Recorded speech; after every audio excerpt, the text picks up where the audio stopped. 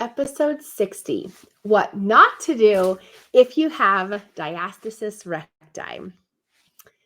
So, so many times when I am on the internet, I will be scrolling and I will see this really cute gal and she has this the matching top and the matching bottom.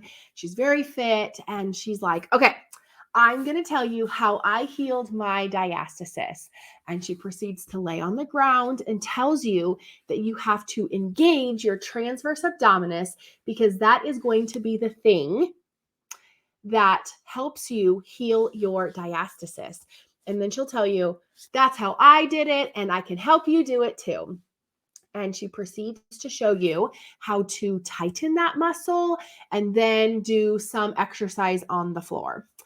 And so many times that is very believable by so many women.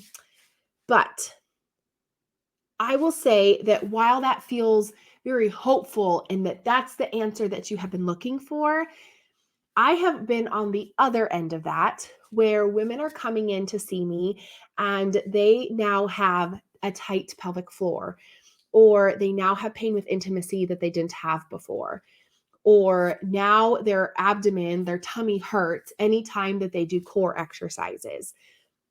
And the list goes on and on. Or it might even be, well, if anything, like my back hurts worse and I'm really frustrated because I don't know how to do it. There's so many reasons that end up coming up with trying to engage that tummy muscle or buying a program from a from a gal who does fitness online, and because she healed her diastasis too and she wants to help you do it.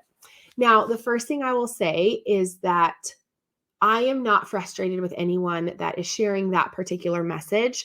But what I am frustrated about is that the research that's currently out there says a different story. And oftentimes, if we keep doing the same thing over and over without really asking questions or wondering, well, how does this hold up? How does this hold up over time? And does this method of squeezing those muscles, those transverse abdominis muscles, or sometimes they'll teach it with it's the transverse muscle and your pelvic floor, squeeze it together, and then go ahead and do a Kegel, or go ahead and do whatever rep. I'm sorry. So I just think that there is a better way, and I should even say it's not just what I think, it's what the research shows. So that is this episode, what not to do if you have diastasis. I would not squeeze or engage or activate my tummy muscles or pelvic floor or both of them together before I did a core exercise. That's it. And then here's a bonus. I would not do my core exercises with my back on the ground, laying on the ground. And I'll tell you why. So first, the reason that I don't think, the reason is point blank that we should not be tightening or engaging our abdominal muscles before we do a core or an abdominal exercise or an ab exercise, if that's how you like to call it, is because that is not how the body works. And I know that this is so surprising, but there has been a lot of research where they have taken these patches or even needles to see and other devices to measure the electrical activity of the muscles.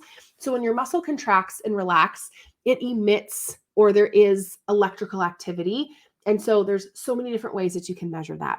And so what they have found is that depending on the activity, sometimes our tummy muscles turn on first. Sometimes they might turn on second or third or fourth or fifth, or sometimes they might turn on with other muscles. And so if you are in the process of saying, okay, well, I'm going to, heal my diastasis and I'm going to squeeze all my muscles first. And typically it's presented to protect the body or to protect your gap is sometimes what they'll say. That's not entirely true either.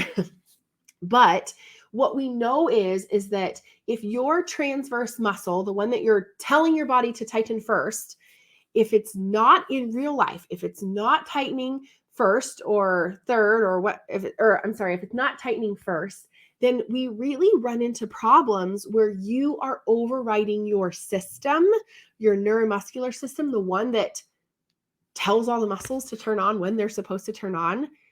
If you're overriding that, you're now interfering with how your body is functioning. And that is a big reason that so many women will come to see me with all these extra complaints, maybe realizing it came from this method of tightening their transverse muscle first. Sometimes maybe they don't, but oftentimes that's really the crux of it, where all their issues started. And it's one of those things where if the body works one way, why would you want to go back and retrain it to do something else?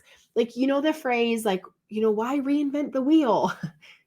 We don't need to reinvent the wheel. The body already knows what it's doing. So that is the first reason, or the first thing I would say. I would not do that. I would not engage my tummy muscles before a core exercise, because you're now telling those muscles to turn on first. And that's not how the body works. And I'm not sure how much more specific or in depth I should go on that, but you're essentially telling your body to do one thing, but in reality, it's not how that works. And that's where that disconnect comes into play. And that's oftentimes why so many women with diastasis don't get better or don't make progress. And I'm not even talking about closing the gap. I'm just saying getting stronger, is because you're now trying to change how your body works. And it's not possible to make it work a different way, in a better way. Your system knows what it needs to do. And then the bonus tip I'm going to tell you is that doing core exercises on your back, especially if you have diastasis, or really, either way, I don't love them, because it's training our abdominal muscles and our back to be in this very flattened position. Now, while I'm not necessarily opposed to doing like a couple, I wouldn't do all of them, because the other caveat here is that we're 3D people living in this 3D world. And if we're just on our back and moving our legs, or having our legs in the air, or doing like a dead bug kind of a thing, the issue that I see there is that we're not in a weight-bearing position. We're just laying on our back. And this is something where if you're doing core exercises, more than likely, you're a very fit individual, and you're probably a mom, or you are running around and you have lots of things to do. You want your core and your abdominal muscles to be functioning at such a high level.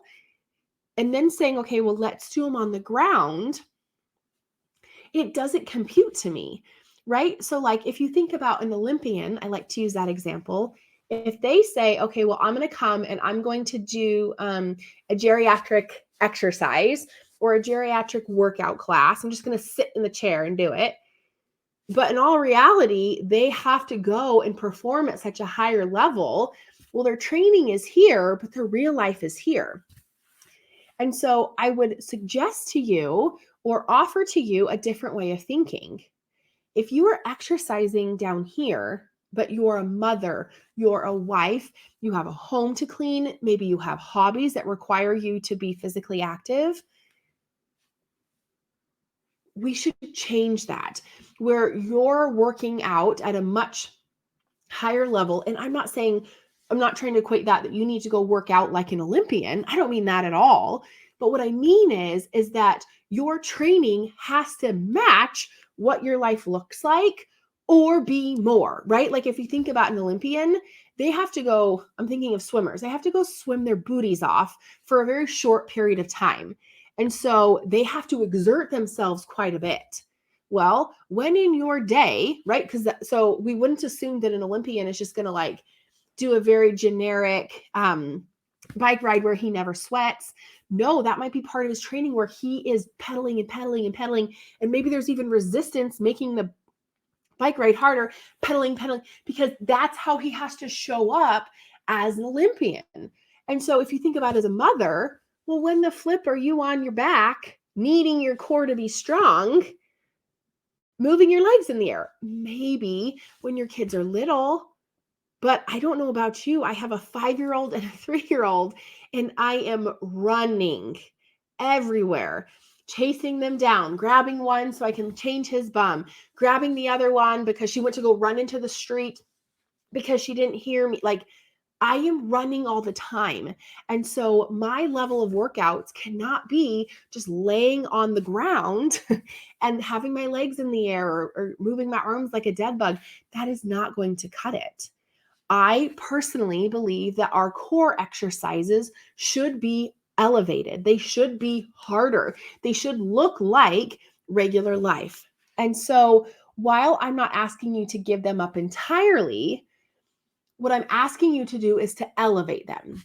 And I know you're probably thinking, okay, Pauli, you just went on this entire tangent about Olympians, and I'm over here struggling with diastasis recti, but I'm not supposed to be doing certain things. I would still argue that while you may not need to be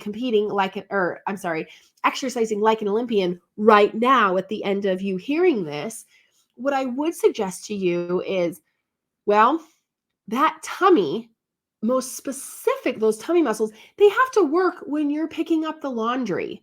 So when your daily life, again, is harder than what you're training. So if you have diastasis and you're on the ground doing exercises, but you also went to Costco yesterday and bent over and picked up that big box of, I don't know, toilet paper. I guess that's not that heavy, but like maybe that box full of like 9 cans, or maybe you picked up a big cut of meat or something. Right? Everything at Costco is heavy, right?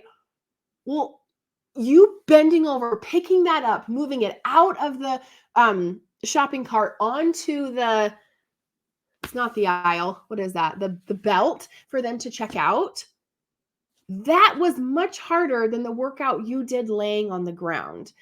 So what I would encourage you to do, and I'll give you a couple of options here, is that to kind of take inventory. What are the activities that I'm doing during my day? Well, you really could mimic that movement, but maybe try it without the weight. Could you squat and simultaneously reach the ground, just like you might if you're going to bend and pick up something out of the cart? And then when you go to stand back up, you're going to move it off to your right. So you're now doing like a rotation, like a twist. Okay. Do that. And then do the same thing again. You're going to squat down like you're going to bend over and pick up something heavy out of your cart. And then as you go to stand up, you're going to rotate and put it on the belt so they can check out in the other direction. So you're doing the right and you're doing the left. Well, now you have several planes of motion. Now you're actually mimicking what life is like. Because if you think about when you go to put something up overhead in the shelf and maybe it's heavy.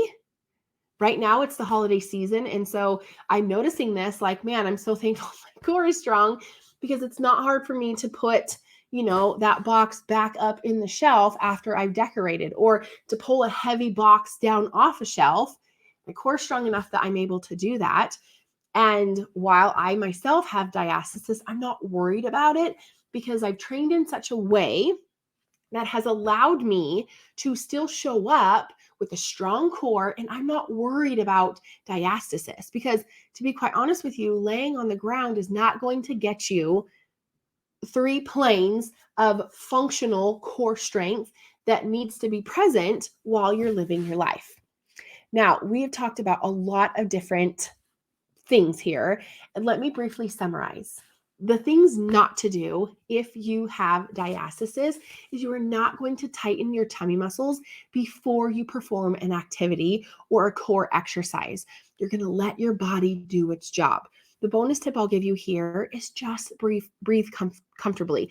You don't need to time it. You don't need to get all sorts of, what's the word? Specific and accurate, like, okay, well, when I go to squat down, I'm inhaling or don't worry about that. Just breathe comfortably. There's the bonus tip I'll give you. And then the second thing that you are going to not do when you have diastasis is to lay on the ground and do all of your core exercises. Try some in standing. Try mimicking without weight some of your daily activities. Think about when you bend down to put the diapers away in the bottom shelf, or when you're hauling in a bunch of items and then like putting them in different places, you can mimic these types of activities, bending over and picking up, a laundry basket that's full of clothes. How many times do you do that in a day or a week? These are the types of things that if we just lay on the ground, it's not going to equal each other. And as a wife and a mom myself, I think you deserve better. I think that we as women just kind of think that we should use the 3-pound weights to get stronger, when in reality, we're holding 2 or 3 kids at a time and walking through a store and simultaneously pushing a cart and probably holding a diaper bag on our back. We need to give ourselves a lot more oomph, a lot more credit for the efforts that we're putting in throughout the day. And with that, I would encourage you to grab the DR Myths Busted. It's a free resource for you to give you some more tips on some things to avoid and some things to implement into your core and your abdominal exercise routine. And also stay tuned for the link on the pre-sale of Diastasis Recti 101, the vital steps to overcoming the mommy pooch, which is coming in pre-sale in the next few weeks. And I also would encourage you to join the No Kegels University sorority, where I go weekly talking about the pelvic floor core, and I give you pelvic floor and core exercises each week.